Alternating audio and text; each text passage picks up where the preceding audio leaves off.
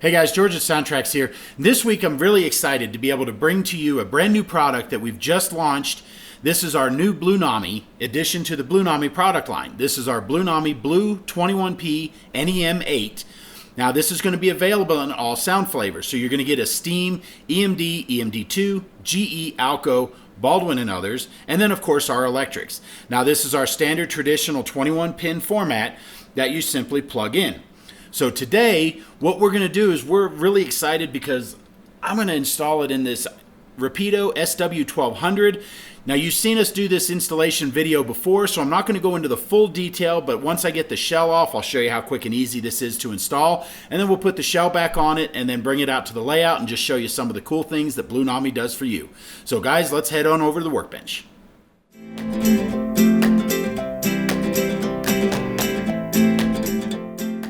Okay guys, we're here at the workbench, and as you can see, I've got the body shell off of my SW1200. Now, you can see the 21-pin Tsunami 2 that we've already plugged in right here.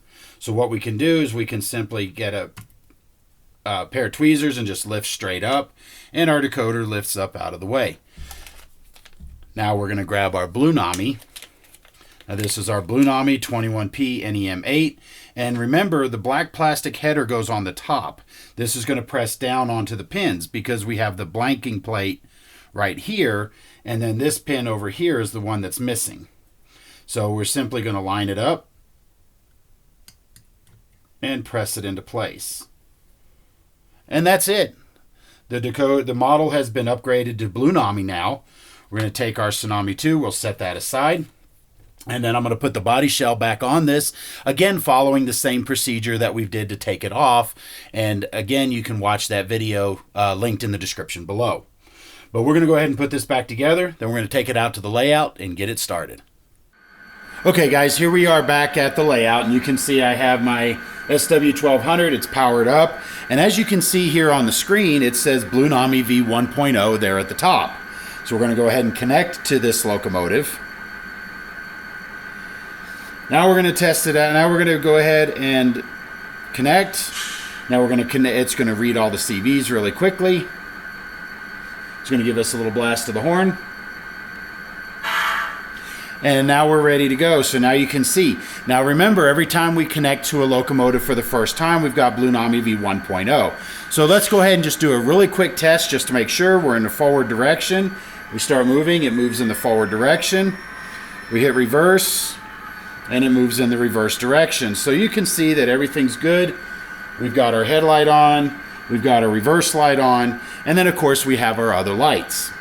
Now, we've done a lot of these videos where you go in and do the settings, but the first thing I'm going to do is we're going to go ahead in here and we're going to rename this locomotive.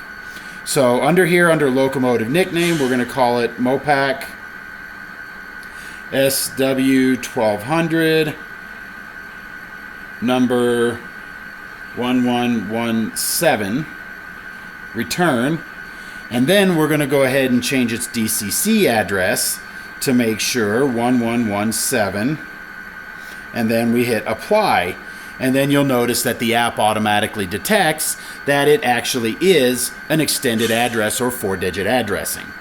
Now we can go in here and do the other things. Now, of course, some of the basic things. Now I'm going to go ahead and hit sound settings. And when I go to my main sounds here, you're going to see that when it pulls off the list, the first one listed on top here is the prime mover, the 645F.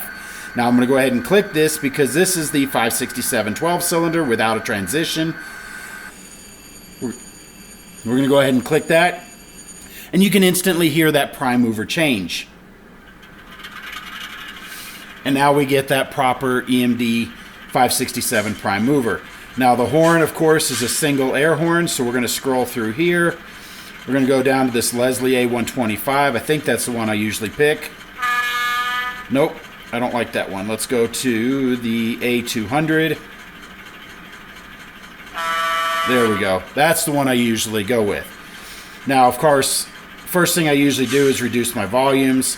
So we're going to set that down quite a bit, and then we're going to take this down. And we're going to take our master volume here, and we're going to take that down to about 100.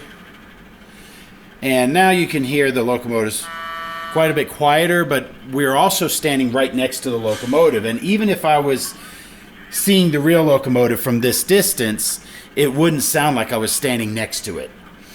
So these are just some of the things that you can go in. You can go through and make your own adjustments. That's what these settings here in the app are for. You can go in and adjust all your speed settings. You can adjust CVs individually like we've talked about. So for example here, we're going to go ahead and go into lighting settings. Now on this particular model, the FX5 is the interior cab light. So when I go over here to my functions and I hit the FX5, you can see that the interior cab light comes on. When I turn on my FX6, it's harder to see in the screen here, but that actually illuminates my truck lights. And so you can really just barely see the glow down there on the bottom here on the ground or the ballast down there. And then FX6 or FX7 turns on my class lights. So we can remap these so that where the FX3, 4, 5, 6 is, you can remap those any ways you choose. But first what we're going to do is we're going to go ahead and pull these out so we can just name them what they are. Cab light. Oops, can't spell. We can do this here, truck. Actually, we're going to go ahead and call it ground lights. Why not? Okay, and then this would be the front class lights. So now you can see that we've got our naming done in the actual app itself. So when I turn on the cab light, it's a very, very bright cab light. So we're going to go ahead and fix that. So we're going to go in here to the light settings. We're going to take my FX5. We're going to change this to a on-off Brilliance 1. And you're going to notice that it automatically dims. We're going to change this to an LED. And that's actually a pretty good light brilliance, but we can go up here into the brightness registers.